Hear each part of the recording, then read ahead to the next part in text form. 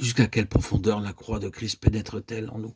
Si profond que nous mourrons entièrement à tout désir d'avoir une bonne réputation dans les choses qui se rapportent à la chair, si profondément en nous, dans notre service pour Dieu, afin que nous soyons satisfaits d'être dans la vraie ligne apostolique, sur le chemin foulé par notre Sauveur et son apôtre, Paul.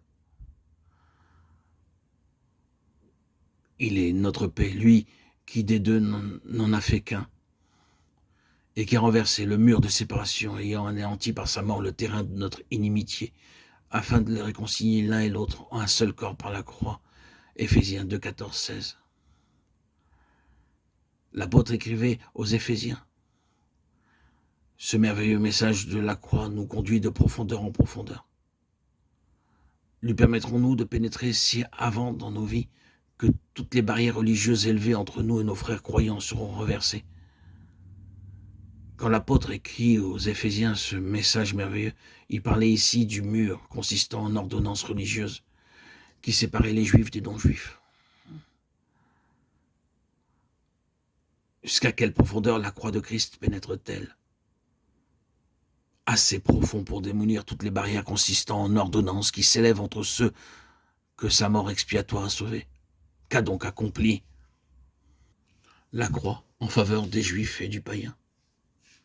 Elle les a mis à mort, l'un et l'autre, afin que des deux puisse naître un nouvel homme, ni juif, ni païen, mais chrétien.